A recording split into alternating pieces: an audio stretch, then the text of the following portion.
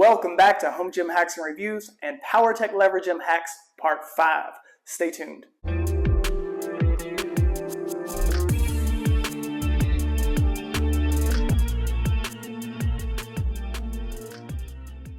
Originally, this video was going to be called my top lever gym exercise for every major muscle group.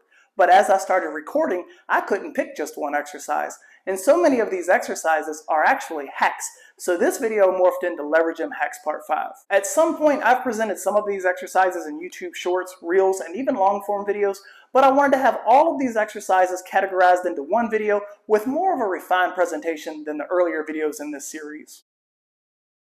This 5-part Levergym Hack Series started as one Levergym review and then grew into 4 additional videos. I do think the Levergym is a one-of-a-kind machine with unmatched versatility. Up until now, Part 3 has been my favorite video in this series, but there are plenty of cool exercises in each one of those videos, some better than others, but I did my best to get creative and share ideas with people who may be limited on equipment. I do find it kind of funny that I was very nervous in Part 4. I was talking a mile a minute, and that's just because up until then, this Levergym series was the most successful thing that I've done on YouTube, and I wanted to honor the series.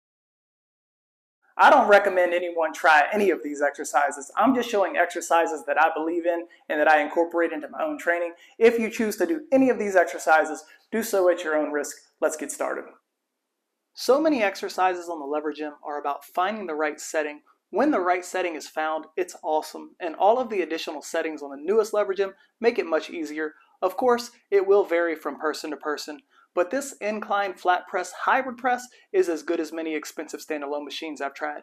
When setting up the lever arms, you should be able to back your hands off the handles a couple of inches. I've always liked gripping the bend in the handle, which allows my elbows to be down and in front of me rather than flared out to the sides like if I was gripping an Olympic bar. I've always found this hand position to be much more shoulder friendly. As I've shown before, with the bench in the horizontal position, the flat press feels more like a decline press due to the lever arm's attachment site. At one point, I was elevating the bench on plyo boxes to level out the lever arms for a true flat press. However, with the bench at a slight incline, it feels like a flat press, although the bench is set at an incline. With a sled harness, I can connect to the lower pulley and perform push-ups with cable resistance. A few weeks ago, I showed a push-up off the lever arms while connected to a loading pin, and a few people said they didn't feel safe performing that exercise. Well, here, with the lever arms lowered, no loading pin is needed, and it feels pretty close to a vertical line of drive. I still have people ask me if there is an easy way to perform flies on the Levergym, and there is the option to connect daisy chains to the lever arms for a fly press variation, but this is a pretty easy setup using the gym pin D handle and cable extenders. The resistance feels as it should be during the first half of the movement, but for the second half the resistance drops off as the handles come closer together. I have performed and shown a number of lateral raise variations on the Levergym, and I first showed this variation on the Rhino, but it also works great on the Levergym. A couple of carabiners, my cable extenders and grizzly ankle cuffs give me an exercise that feels somewhat comparable to a functional trainer lateral raise. And for my heavy set, I held onto some grips for greater stability. This also works from a seated position, but I feel more stability while supine. For rear delts, my cable extenders and revolving handles provide nearly as good of an exercise as my Titan rear delt machine. Because the weight will never be super heavy for this exercise, I don't need my chest supported, and to get the right distance, I'm again using a 2x4 as a spacer between the bench and Levergym. For triceps, this is one of my absolute favorite exercises, even when compared to fancy machines. Again, I'm using the gym pin D handle, swivels from my prime set, and revolving handles. I actually sold all of my prime attachments because I prefer gym pin. With the cable extenders and the bench back in place, this is an awesome tricep pushdown variation that provides a lot of stability. With some exercises, pull downs included, the attachment needs to be lower than the attachment site to provide nearly perfect resistance. If the cable exercises aren't set up correctly, resistance will drop off due to the cable's lever arm reaching its top position. Dips are great on the Levergym, and facing away from the machine puts the handles at a comfortable angle. It's super easy to add resistance with a loading pin, or even easier, connect a chain to the back loop on a sled harness, and easily add cable resistance to the dip exercise. For pull downs, I am finding this variation with the bench disconnected from the Levergym and braced with 2x4s so the bench doesn't slide to be more effective than putting my legs under the roller pads.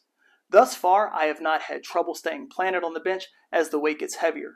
Again, the gym pin D handle, swivels, and revolving handles are my go-to, as the swivels help to provide freedom in movement and a very natural arm path. I will easily put how effective this exercise feels up against more expensive, standalone, commercial-grade lat machines.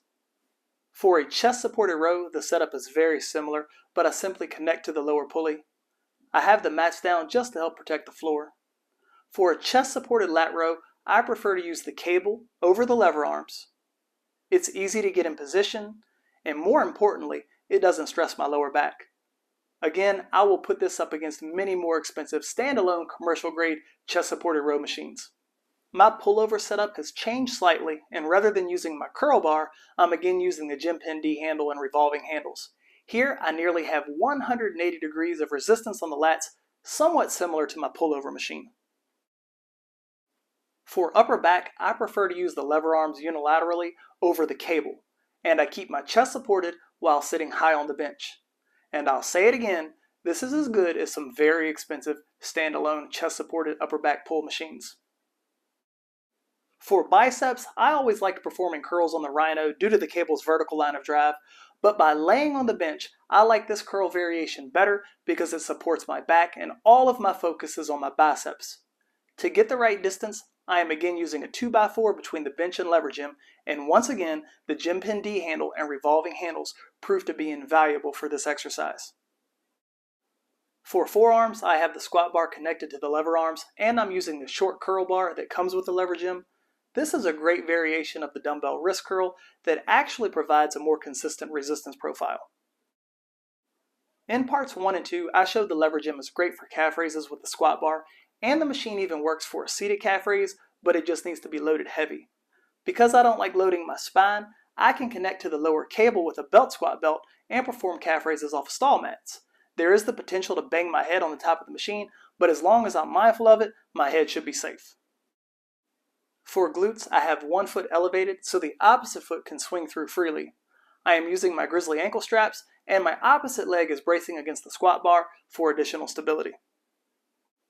In part 2, I showed the cable system works great for a prone leg curl, and aside from setup, this is potentially better than plate-loaded machines due to the cable's consistent resistance. I am using a 2x4 to create some space between the bench and the machine, and I'm using a standard dip belt. Similar to my setup for glute kickbacks, the squat bar is a great place to support the leg while performing one-legged standing leg curls. Similar to the prone leg curl, the cable's consistent resistance is better than some plate-loaded standing hamstring curl machines. In part 2, I showed the roller pads can be used for a glute ham raise, and now by connecting to the upper pulley with my belt squat belt, I can get assistance with the exercise. I will note the Powertec flat incline decline bench doesn't like lateral forces, so if I put too much weight on one side of the bench, the wood backing will creak. Funny enough, this looks so wild that even one of the greyhounds had to come in and check it out. It's been 2 years since I showed the Levergym can be hacked for a motion somewhat similar to a pendulum squat. I keep the pin's handles on opposite sides so they don't catch one another, and I have an additional pin for safety. 2x4s keep the squat wedges from moving. I load the storage posts and pulley system for added stability, and I have the Levergym foot plates attached. This setup allows me to get a full range of motion, and if I wasn't so cautious with my lower back, I would load this heavier as I did in my training video. This is by no means as good as the Fettle Fitness pendulum squat, and it doesn't offer the back support the Fettle machine does, but it's still effective. The squat wedges can be moved closer to the machine for an even more pendulum-like movement. When I first got the Levergym, I wasn't crazy about squatting on it, but wedges completely transformed that. This makes squatting feel more natural, effective, and lower back friendly.